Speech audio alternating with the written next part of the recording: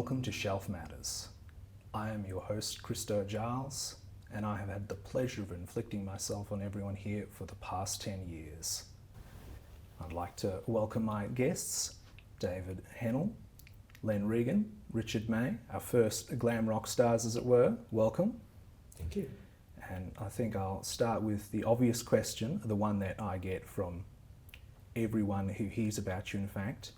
What is the Australian Timetable Association and why timetables? Well, you might say, why not timetables? They're part of our everyday life. Everything runs to some sort of order, but we're concentrating on the timetables, the ways in which public transport operates, trains, buses, aeroplanes, ferries, trams. They're the documents that order the way in which these public transport services run, and the timetable tells people when their service will be at the place they want it to be. This sort of thing has had people fascinated forever. People have hobbies, this is one of them. People are fascinated by the way in which the trains, the trams, the buses operate, why they run to regular times, and they collect the printed versions of this because they like to study it. They like to work it out. They like to say, well, if this train goes out here, when does it come back again? So it becomes quite a well-known hobby or interest of people who collect these timetables, and some people have very large collections of them. Some people only have trains, some people have buses, some people have everything. So the association is a not-for-profit community organisation that gives the opportunity for all those people to get together, to share their interests, their enthusiasm, to meet, and in many cases to exchange timetables so that people have better collections. Well, thank you. That's very interesting. I've had my own brother, in fact, asking me in a much more explicit way the very question I put to you all. And I suppose my follow-up then is, what brought the three of you to timetables and then to the ATA itself? Well, I guess I've always been interested in trains from being a little tacker growing up. And my grandfather lived in Adelaide in the hills, and his property backed onto the railway line that ran between Adelaide and Melbourne. So we would visit on holidays, watch the trains go by. Then one day, as an 8-year-old, I discovered in the magazine rack a South Australian Railways timetable. And it had some lovely pictures in the timetable, which initially drew me to it. But inside were all of the times that the trains were operating in or supposed to operate at. And so I was then in a position to start saying, well, that train that I've just seen going by, according to this timetable, it was going to tail and bend. So I found that quite fascinating, and then could use it throughout my stay, not only to identify where trains were going to and from, but whether they were on time. So from an 8-year-old being interested by all of those sorts of things, it just grew into a broader interest, an ongoing interest in the nature of timetables and what they could tell you as I grew up and grew older. So you were really out there as an 8-year-old, keeping an eye on the trains, ready with a sternly worded letter if you saw any of them were late? Well, I certainly made it known to my parents that train coming from Victor Harbour was an hour and a half late this morning. Oh, how dare they? And Len, what about you, sort of the chief man here, the archivist? What brought you to this all? It goes back a long, long way. I can remember riding my bike to school and having a timetable for that. If I left home at, say, 7:45, I knew when I should be at the various driveways along the way to the school. I used to draw imaginary towns and put in the imaginary tram lines for them and build the timetables, but every tram connected with every other tram so that you could always get off one tram onto another. I'd do that instead of doing my homework. So after I by the time I got to uni and that sort of thing, it was getting a bit more serious. And I, collected timetables, but I had this fascination for being able to build them, build the timetables, mainly for buses in those days. So I got employment in that area in the Urban Transit Authority in Sydney. Oh, yes. We had a program of redoing the timetables for all the privately operated bus companies in Western Sydney. And then I got my dream. I became the manager and general manager of Newcastle Buses, where I had to build the timetables, 8,000 bus trips a week for 250 buses. We improved that and got it down to about 180 buses. But throughout that network, every bus ran to a regular timetable, on the half hour or the hour, and where necessary, all the buses met with each other. It was a fascinating time. But the important thing I had the back as well as building the timetables, and that was the early days of computerisation too.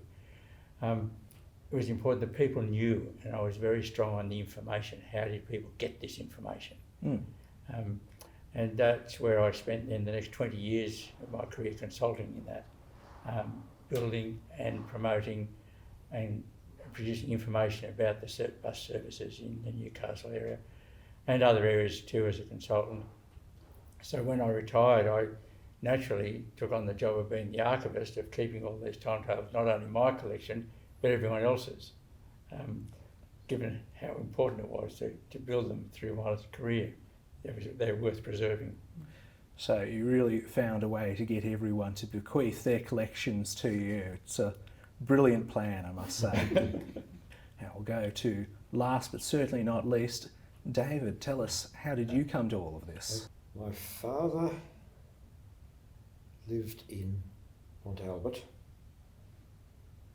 and at about the age of 7, which is about 1920, his mother took Dad and Auntie to Belgrave to spend the week in a guest house, as one did in those days, before motels, things like that. Now, Dad was fully acquainted with the steam haul suburban trains that were going into the city, and they were just a fact of life.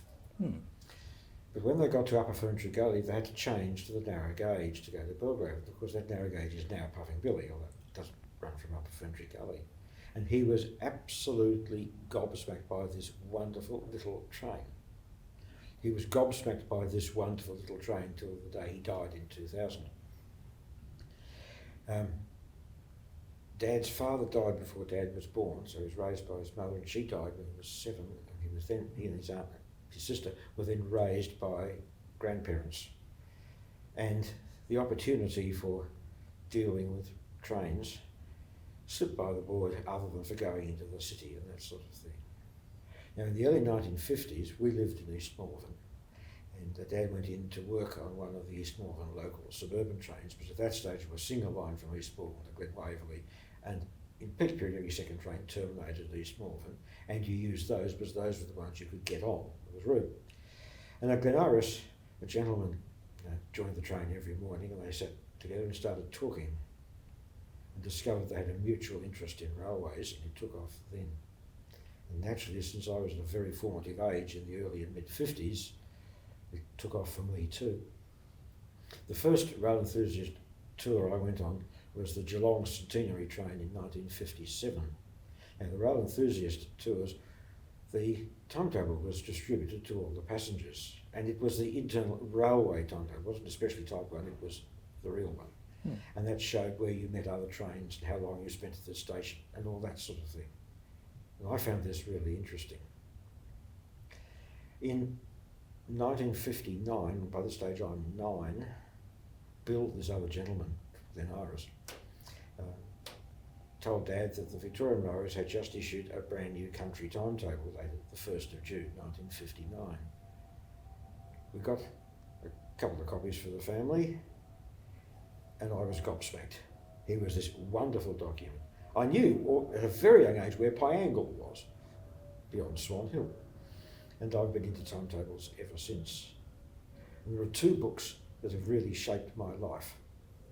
One was my 5th form, as it was in those days, chemistry textbook, Stowe Phillips, a modern approach to chemistry. That led to my career as a chemistry and maths teacher, and that 1959 railway timetable which led to my life. So I suppose it was quite logical that I became involved with the association. Well, it seems like the common thread is childhood experiences, formative experiences that all brought Yes, you yes, you're right. together to this. Well, I think it's important because that's when you're developing your ideas, you look up to your parents. Well, maybe not so much sometimes today, but we do. And so if they take an interest and guide your interest, then that's life forming, isn't it? Well, Mum decided that since her husband and the two boys were very interested in trains, she might as well join in too, and she did. Oh, there you go. Although she'd always have a book or a magazine to read when we went into stations in the country. If we can turn now to talking a little bit about the collection, you actually have a great deal stored with us in the CALM Centre at the moment that you're working on. I'd like it if you could perhaps talk to us and to the audience about what is some interesting pieces in the collection or anything that you think needs to be highlighted. There's thousands of interesting things in that collection. It's one of the reasons it keeps us going. Okay, there's some mundane stuff, just one bus timetable after another. But many of the railway timetables hold fascinating bits of information about where the train went to at a particular time in the past, what sort of trains went on that line, what was the composition of the train, when it was a steam train and then a diesel train or just a little old rail motor. But I suppose there's a couple that shine. I'll use this one, for example. It's a pretty rare timetable. It's a timetable for airline services in Australia in 1929. It's put out by Aerial Services Australia, and in those days, if you wanted to travel from Melbourne to Sydney by rail, by plane in 1929, you caught the plane at 7:30 in the morning on a Tuesday, once a week, and you flew in this little plane, 6-seater plane with wicker seats each side of the plane and an aisle down the middle, and you got to Hay then at about 11 o'clock. And you've been up and down to all the little aerodromes on the way. And you waited there at Hay until 2 o'clock, till the plane got in from Adelaide. Then at 2 o'clock you flew similarly again over through Narrandera to Cootamundra. And you got to Cootamundra at 5 o'clock. Now in those days, these planes from Melbourne didn't fly into Sydney. So I suppose you had a bit of time to spare, and then your plane ticket included a sleeping berth on the train to Sydney. You didn't fly into Sydney. And that journey arrived in Sydney at 6 o'clock the next morning. So 7:30 one day till 6 o'clock the next day, if you wanted to fly from Melbourne to Sydney. Now there's a mountain of history in that as to what was going on, why was it done that way. We can't give you all those answers, but that was the early days of flying. And this 24-page book spends most of its time talking about why you should fly, the benefits of flying. Well, the fare was £11 8 and sixpence, which converted to today's values was about $1,000. So, and it was slower than going all the way on the train. yeah. Well, there you go. It sounds like one of the great benefits was making one's wallet lighter.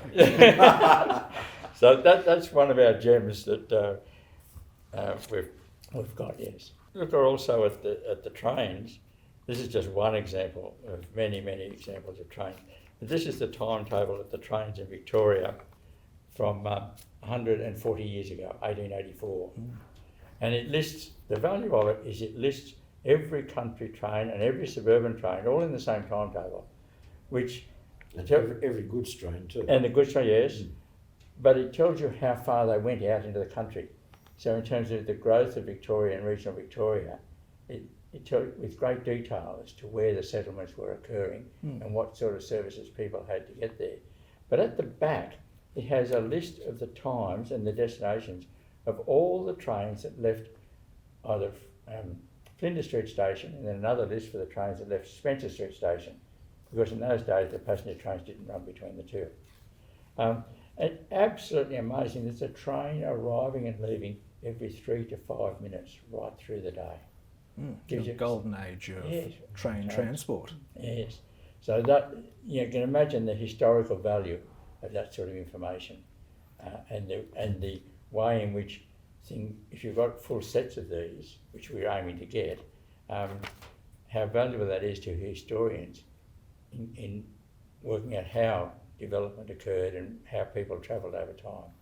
And so that's the sort of very point you would make to people asking what the value is to academia and to students, that it does provide this historical information. It is a mine of information waiting to be tapped. Well, for instance, you can look at timetables for trains going to Ballarat as an example. In the mid-1970s, a timetable like that Len's just showed us would have had 2 trains a day during the week that went from Melbourne to Ballarat, and another 2 trains that went beyond Ballarat to Horsham or Timbilbert. If you looked at today's timetable, on a Monday to Friday, there's over 30 trains a day going from Melbourne to Ballarat, and another 20 or so which only go as far as Melton or Bacchus Marsh. So if you look at all of the timetables through that period, you can piece together those changes, and if someone was looking at social histories or the way Melbourne suburbia has changed over time, these documents provide important insights to all of that.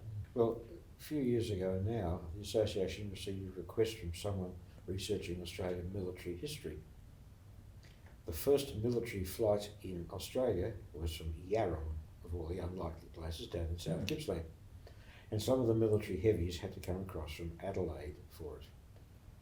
And the question that we received was, why did it take 2 nights to go on the train from Adelaide to Alberton, because at that stage the railway hadn't been built into Yarram, but only 1 night to go back? 1915, so we dug out a 1915 timetable. It could tell the people exactly why, because the train from Adelaide got into Melbourne after the only train of the day, which was a morning train for Alberton and Port Albert, had already left. So therefore they had to spend a night on the train coming from Adelaide and another night in Melbourne. Going back to Adelaide, they hit the jackpot, and on 1 day a week there was an early train in to Melbourne from Port Albert, and that got in time to connect with the train to Adelaide. So on that particular 1 day of the week, they could get from Alberton to Adelaide with 1 night only. And we had the timetable to give them that information, because it had them completely flummoxed. And they were able to incorporate that information into the centenary celebrations at Yarram. So there we go, the collection's already sort of proving its worth. Yes, exactly.